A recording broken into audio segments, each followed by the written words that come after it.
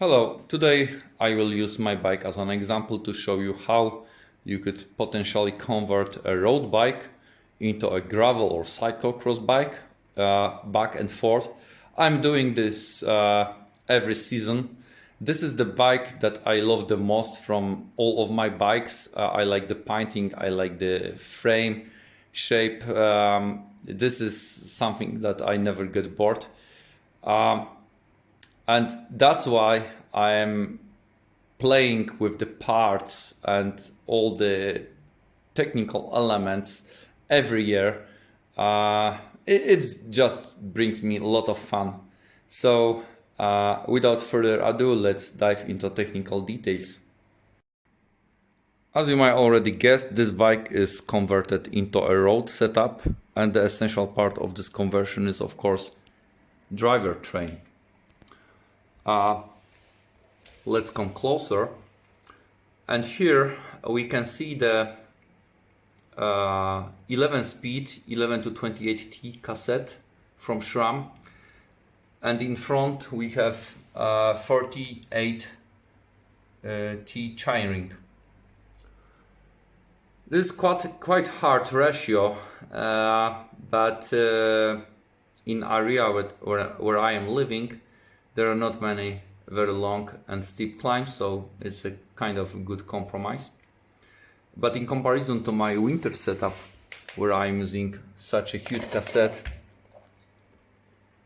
you see how different it is.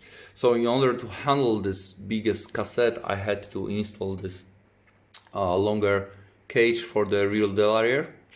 This is 10 to 48T from SRAM, one piece of metal, very good. Almost 3 years with me. It's not worn out, to be honest. It's still working good. So I have no reason to buy a new one. And this cassette with connection to the smaller front chainring, which is the 40, it's original for this Canyon bike.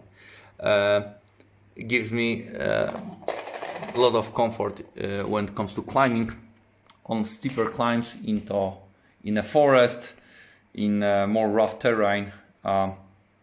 So I using such a setup. And next element important is of course tire. For the road I'm using Vittoria Corsa Graphene 2.0 volume 32C, 32 millimeters. It's very comfortable. This volume is a kind of golden center, I would say. It's not too narrow, but it's still very. It holds speed very well. For the winter, I'm using Continental Terraspeed with black chili compound. You see, this is a very different thread. Very grippy, off-road of course, tubeless, and yeah, I'm very happy to come back to them once the winter come. But now we have much better weather behind the window, so let's talk about the road. And for the road I'm using those Keo Classic pedals. They are not the lightest, but I like the fact that it's very easy to clip in and clip out from them, in comparison to my winter setup, where I'm using X-Track Race Carbon TI two-sided SPDs. They have a lot of clearance, so mud is not something that you have to worry about. And the consequence of using different pedals is of course shoe compatibility. So for the road I'm using Adidas, and for the off-road I'm using Physic. Okay, so those are the things related to the road versus gravel, but now let's talk about the other elements. So after 3 years I decided to change the bottom bracket. Here is the original.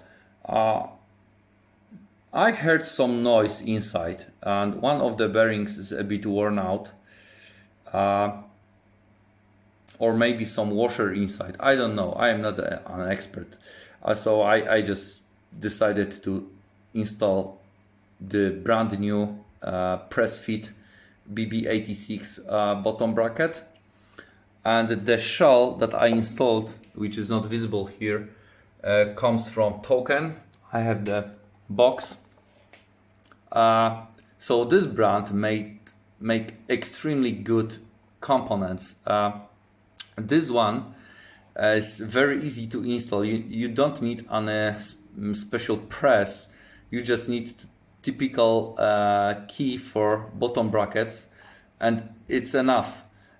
So by screwing those two elements together, you get much better stiffness than in case of this typical bottom bracket from Truative. As you can see, those two parts are loosely connected, so it's not very stiff. Also, you might find the same approach in bottom brackets made by Hambini, which recently started to cooperate with GC Performance. He's doing premium bottom brackets, a bit heavier, but he applies the same approach as Token. I'm talking especially about Token Ninja model. This is the Token Ninja.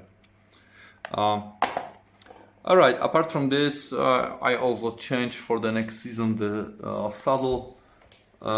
This is the San Marco Cell Super Comfort model. I like the comfort because I'm getting older and older, and I installed those this saddle from Physic. It's quite good, but no, comfort is comfort. All right, so that's all for now, and if you have any questions, please leave them in the comments, and thank you.